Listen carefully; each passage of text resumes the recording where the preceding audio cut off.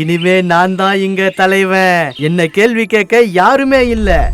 என் இஷ்டம் போலதான் நடந்துப்பேன். என்ன யாராவது எதிர்த்து கேள்வி கேட்டா இந்த ஊரை விட்ட ஒதுக்கி வைப்பேன். ரோடு போடும் போதே நிறைய காசை கொள்ளையடிச்சேன். இப்போ தலைவராயிட்டேன். இன்னும் எவ்வளவோ பணத்தை கொள்ளையடிக்கலாம். பழனிசாமி தலைவரானதுக்கு அப்புறம் மக்கள் எல்லாரும் ரொம்ப கொடுமையை அனுபவிச்சுட்டு இருந்தாங்க. அப்படித்தான் ஒரு நாள் ஊருக்கு கேடு விளைவிக்கிற ஒரு ஃபேக்டரிக்கு எதிரா மக்கள் அமைதியான முறையில போராடிட்டு இருந்தாங்க.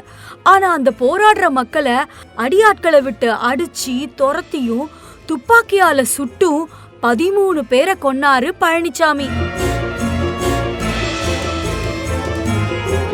விவசாயிகளோட வாழ்க்கையையும் அழிச்சாரு. நானே ஏழை விவசாயி தான். உங்களை மட்டும் விவசாயம் பார்த்து பணக்காரனா ஆக விட்டுருவேனா? ஏழையாவே சாவுங்க.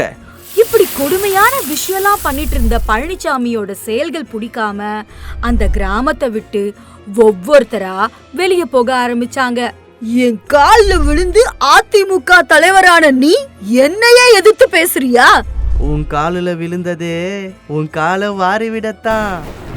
உன்னை இந்த அதிமுக கிராமத்தை விட்டு ஒதுக்கி வைக்கிற. வெளியே போ. பழனிசாமி, என்னோட வயசுக்கும் அனுபவத்துக்கும் நீ மரியாதையே தரமாட்டேங்கிற. இந்த கிராமத்தை விட்டு நானும் வெளியே போலான்னு இருக்கேன். உங்களை யாரு பிடிச்சி வச்சிருக்காங்க ஓபிஎஸ்? இப்பவே தாராளமா இந்த கிராமத்தை விட்டு வெளியே போங்க. இங்க நான் தான் தலைவன். அதே சமயம் அந்த கிராமத்துக்கு புதுசாவும் பல பேர் வந்தாங்க. நாங்க வடக்குல இருக்க பாஜகன்ற கிராமத்திலிருந்து வரோம்.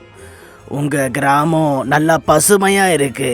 இங்க கொஞ்ச நாள் தங்கிக்க எங்களுக்கு அனுமதி தருவீங்களா? எவ்வளவு நாள் வேணா தங்கிக்கோங்க. ஆனா எனக்கு பணம் கொடுப்பீங்களா?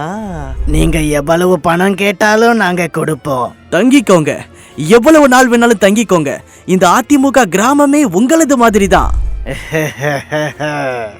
திட்டம் நல்லாவே செயல்படுது.